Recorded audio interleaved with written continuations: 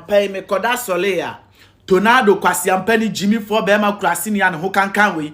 Afa woman be a cotton and fee and was so life. Esisona obo software Ajagurajah where Jimmy 80 million was signing at the 2 times. Wuni tornado nyina mu ya Jimmy for. Sister Gladys pa can say me nti as Ajagurajah ne mother previous enye present. Ono what the 2 years ago na Sister Gladys afa na aba abontia beka. Nsem ewo wiase. Abusunya for makwaba bio eba first watch TV. Me also subscribe here because sure say obama ahasi aye number 1. Isan say ahasi and asimnisia ubinya mu tree mu mami tree mu a o German burger Gladys and the odi tudwa na mami wakwa kohwehwe na tornado amone na ye interview then sama mami dia tudwa no utema osofo Bishop Ajagurajah ene na da tese wanfa ekwan paso no sinya no nko a uchiremu a sofo Bishop Ajagurajah asaje ni sika over 80 million enye nra chi anya last month 2 years ago asem afi ena maame Gladys tese wonya daje a odi aba social media iso na it looks like na tornado na so ya shi yipa isan say social media reaction na ba ne say maame Gladys unsemi ensheda ensisi so the nipa yi nyese di ono da ba ko uchiremu ono wada empiri na tese ye ode first one ye ode na sa ko bio na de na watwa ya ama 2 years time afi ena wodi Ajagurajah ho nsensem we eba social media so bi say ebi afi na wanya kukudro no aba social media so say one na tornado ebetwetwe nkomo na afi ye na abrantie bi ayefe na ye na ba traveler ono no aye fia so asnega ne ba ewo social media so watwa bona na tornado ye papa o say na aye maame Gladys chese we German burger ade na tornado ni dem na ye headquarters and akoko ye interview ewo hono isan say police for hono a asem kese ade na okoye na tornado bon watwa bona na tornado pa na maame ndo sensu na noto le no se chiremu a ensem no tie mu din a ase Gladys ni nsemi sheda esi susu yi Sister Gladys ufri Germany ton bapa osime baga na besam yefunu yale Ajagurajah oye doctor Sister Gladys Ajagurajah oye doctor na mo temti asofufu yi o mo ye na asofufu ni mo da mo se na mko ne me die na mko ne me die se wo hu na o ka sa Ajagurajah no be twempene because hu no hu ne yereda tu ni se bia wo ye no afa serious o jati abruchi nti kwa na eja onni na kwetwempene a mebo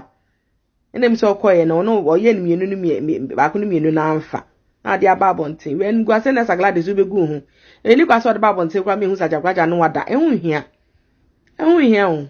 ade ni any dem ye na bontin ti mo any dem na close so let's case close ana woto mo na dia fama aban wanto mo na dia senya Ajagurajah nkwa na afefa ya afefa wa ana Ajagurajah nkwa na afa wo break you virgin na yes Ajagurajah so Sister Gladys say Ajagurajah ne na da mienu Ajagurajah ja no Sister Gladys Ajagurajah I know da ye fie mienu ni wa meka afa na wo beka ada Ajagurajah open no anfa serious one Sister Gladys o Germany Ajagurajah ka so no betena ana say o ka say one o da keke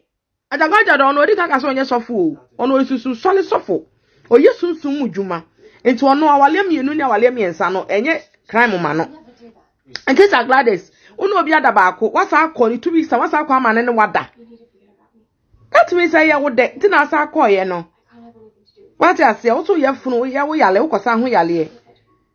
ena akọ ye na Ajagurajah su gina ho de nyame nu kreni wo anu se ne ho ofe be ma ne gina ho ase yes be ma ni na ne ntu ne to de Ajagurajah be ma ankansa ukọ I want me a control hu Sister Gladys ana asa Ajagurajah I'm not Ajagurajah me ba mo afem bi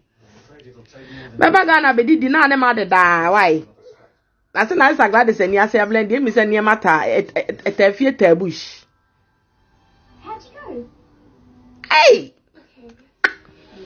yeah dey Ajaguraja nya sofo no ya kan ti asofo Ajaguraja onye sofo ono so sunsun sole oye sunsun mu dwuma ti Ajaguraja be no obeda 2 times as Gladys ono wan to aso a enye news Ajaguraja na emu okota radio station o me hu se ono no onye sofo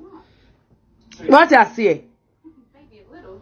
this is exactly the misuse of magic and as Gladys na a virgin now ne be man na da na only be man na da Ajaguraja no first boyfriend Sani ya wonu obi ada so de ne je ne si ade woni wade da ti we di Ajaguraja de di mienu pe di twa so ne kwa wate twa so megu hu anim ase wate megu hu anim ase mo ye ne dem ampie wate ate ti ade na wode ba bonten ade ya maye ne dem atom punu mu no wate ase Ajaguraja onani Ajaguraja onfa ho he doesn't care let me tell you the truth Ajaguraja onfa ho wate ase because on otumika sabi trumu ahamu ebon koja otumika everything it you can see said that kind of person no onya sofo ntumi ngune ni mase Ajaguraja no no eduka egu ni hu ani mase o trap to this Gladys say ye wo be chechem kra ye den ana be se hu so ni Ajaguraja adada ye hu Ajaguraja yire den tu be se hu so ni Ajaguraja ada be describe kire ye te say na me ko ga na me ne ko deda ye ko ga na dia me me ma be deda o Ajagura, me ba fem bi why? And you succeeded. Hey, konfanko. Boy, hey, this a Gladys. U free Germany ton ba pa. O si me baga na be sam ye funu yale. Ajaguraja or a doctor. This a Gladys. Ajaguraja or a doctor. Man, mo tempted asofu for you. Mo ye na asofu for ni mo da. Mo say na mo ko na me die, and I'm ko na me die. Se wo hu na o ka sa Ajaguraja no be twempene because hu no hu ne yireda tu ni se bia wo ye no afa serious o jati abrochi nti kwa na eja on na kwetwempene a meboa ene mi se okoye no no o ye ni mienu ni ba ko ni mienu na amfa na dia ba bonten we ngua se na Gladys ubegu hu eni kwa so de ba bonten kwa me hu Ajaguraja no wada ehun hia o ade ni ai ne dem ye nya na bonten ti mai ne dem na close so let's case close ana oto mo na dia fama aban wanto mo na dia senya Ajaguraja nkwa na afefa ya afefa wa ana Ajaguraja nkwa na afa wo break you virgin na sister Gladys pa kan se mi nti as Ajaguraja ne mada previous enye present ono what the 2 years ago na sister Gladys afa na ba abonti abeka ko hye obi de mi edi na wia sa ja na mara ko chena wonim si edi na wia pam no amana ko nso oda wa ye ready around the draws ko di ne nam ya pam na nwumere now they ya do 2 times I ja 2 years ago afa na ode ba abonten na Ajaguraja ono fa ho ben Ajaguraja ye kase kro bi dan hu Ajaguraja emfa ho so ba mami hwe Ajaguraja wa mafia sister Gladys pa uni kuna na so ni serious relationship. You don't have to bring this thing out. It's between you and Papano. And also waji usika. Sister Gladys waji usika dia mi enji sika ne ma. So onji usika na ye tonga no kwa no to dia ye kodwale na ohrum. 2 years ni kra dia asa gine pintin.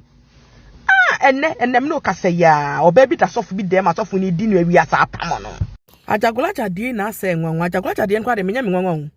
Ne sa Ajaguraja die wonyina popet ani mu bi e preachi Ajaguraja mu zo kuta bible ejina popet ani mu kuta maika o preachi e bi so di na chi body me hu bi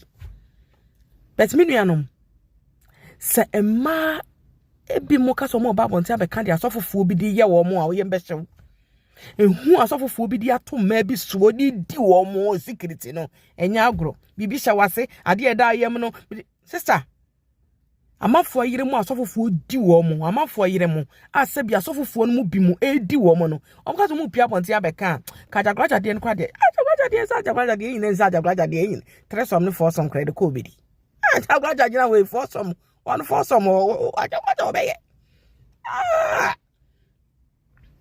so for no abomesh abokonru Ajaguraja de ono eta kumo ti mu ma ndi na yi asofofo no de na enwanwa apai me koda soleya Tornado kwasiampeni Jimmy for bema krasini ya ho kankan we afa woman bi akotena ne fie no waso life esiso na obo sofu Ajaguraja we Jimmy 8 million wasane ma da 2 times woni Tornado nyina mu ya Jimmy for wo woman na okotena tornado fie okokeka sankwase asem sebi kafrache nyansa di nyansa bi ni uye the most useless local dog me hu owi ase tornado ne dem on ho police headquarters e ho ye court Jimmy Forte Samo obi a building na you want wetena baby what you sika unim police station kwan e dey nkrasi sam ni Jimmy no woni software Ajagurajah issue tornado ye police ni tornado ye mo Supreme Court nkrasi sam bia na tornado na obeka cha na obetima papa ne dey kwasi asem bia tornado Jimmy for krasi ni wo unim asem kan gay issue na wo court no bet chechem kire Ghana for